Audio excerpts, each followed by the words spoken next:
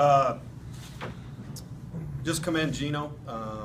They're going through a little rough stretch there, but there's no better coach or better guy in the league than Gino. He's a good man, and he's a good coach. And sometimes young guys make bad decisions, and our bigger job as coaches is to teach them life lessons and help them become better young men, and I know he's doing that there.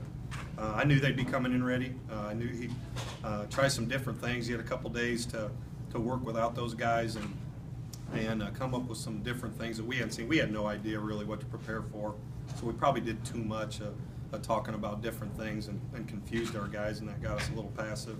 But those guys played loose. They played free. They played hard. They played smart.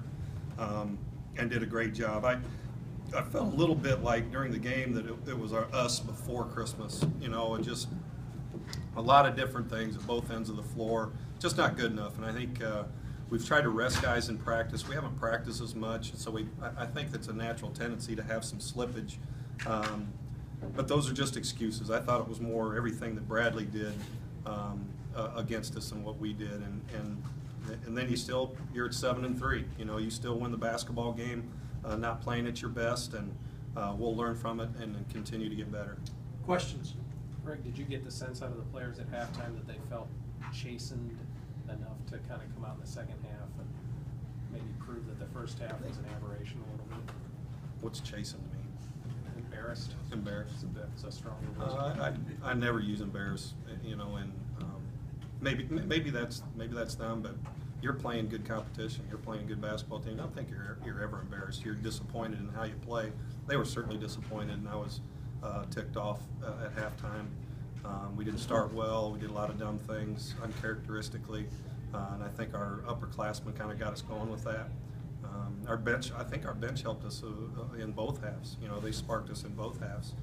But yeah, they knew they weren't playing as well as they needed to in the first half, and chose to change things. And it wasn't pretty, but we'll take it. You said you really didn't know how to prepare for them. What sorts of things did you try in practice to emulate what well, they do? You know, Lou had the scouts, so we were ready before any of that stuff happened. We thought they'd probably press us hard man-to-man, hedging ball screens and stuff that's been a little bit effective that Gino's had them do in the past. They've been tough to play against for us.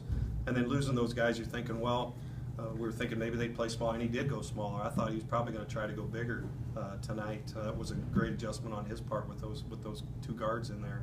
But we thought they'd zone, so we talked a lot about zone stuff. We still had to do talking about man-to-man, and then thinking about getting guys ready to guard some of the guys that hadn't had the minutes when you don't know their tendencies as well as some of those other guys. But I thought they guarded man-to-man and zone both well today. I thought they did a good job with both of their defense and had us a little bit on our heels. Bradley went without a field goal from about the 7:40 mark to late in the game when they got a layup.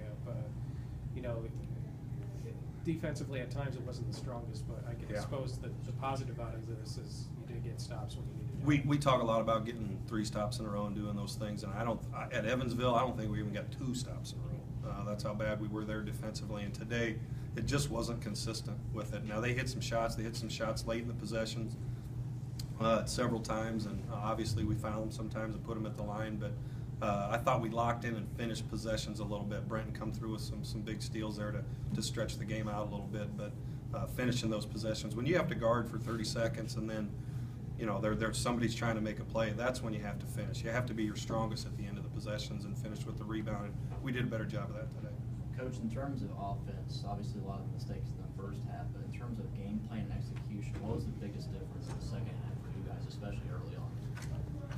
Well, I thought they had us on our heels. I thought they had more of the pace of the game that they wanted than us.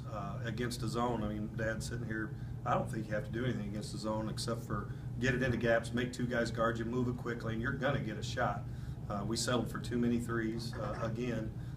If we do that, the ball needs to touch the paint before you throw it out there. But we held it a little. I thought Devontae and Trey particularly held it too much, dribbled it a little too much instead of popping it around. But we got a little better. We moved a little quicker for the most part in the second half, and we got paint touches. In terms of physicality, Kitch and TJ both don't score a whole lot today, but they had their work cut out for them on the inside today. especially did a really good job rebounding, I thought. They were going against good athletes today, some length in there today. I thought Kitch really saved us some possessions there. He had 4, I think TJ had 2 offensive rebounds. Did some good things, obviously. We need Kitch to catch it, finish, and get baskets better. TJ is a little more creative around there, but that's what I'm talking about. That's where these guards have to, the guards are going to get shots, you know, because Kitch and Justin, TJ, those guys are unselfish. We'd like to get them a touch first before it goes back out, and they're not getting many touches in there with opportunities to make plays. Greg, what's your level of concern right now about Christian's offense and his shooting? He's still slumping, and what's your level of concern about it? I don't have any concern at all, really don't. He probably does a little bit. He feels like he's got the weight of the world on. He wants to help his team so bad, but he finally did what we've been preaching to him about. If you're things are tough and you're not getting any baskets or you're not making shots, get yourself to the free throw line. Get yourself to the free throw line. He sees 2 go in, and then he makes a couple buckets after that. So I'm more worried about his finger right now than anything else. But Christian's a good player and a good offensive player. He's getting their best defender all the time now, and there's a bunch of good defenders in this league. So he's trying hard, and he's an unselfish guy, so he doesn't go out of his way. You don't ever see him taking bad shots. We could live with him trying to create a little more. He's going to be fine. There's no question. And when he's getting better and when he's good, we're going to be tough on the offensive end. Did he jam his finger? I saw him come out of. I'm not sure what it was. I know the docs were looking at it. Yeah, because he came out. He's going to go get it X-rayed. So. You had a 1 team foul. You picked up your first Not second complaining half about team that one. foul at the 43-second mark. I mean, and you know, even though it's kind of a light thing to kind of laugh about now, I mean, he had been having trouble defending without fouling. Yeah, but that's the way they were playing today. That's the way they had to play to give themselves a chance. They were being real patient, moving the ball, making us have to guard throughout the possession, and they shot a lot of jump shots today.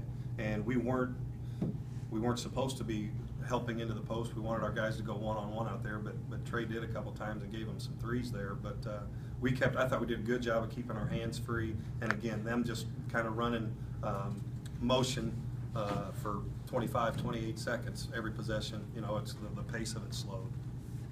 It's the second time in 2 weeks that you have a Saturday to Tuesday turnaround. How do you handle this one as opposed to last week? Hopefully better than how we played down there at Evansville. I thought we played good offensively, but we didn't have any bite in our defense at all. And if we don't want to guard Tuesday, we've got zero prayer to beat those guys. Our guys will step up. They know how good a team is that's coming in here. We have tons of respect for them. We could play very well and still get beat by these guys, but we'll have to be at our absolute best. We'll watch them today here in a little bit against Wichita, and we'll be better Tuesday. Look for hopefully have a really good crowd in here, because hopefully that's going to be a great game. Anything else? Greg?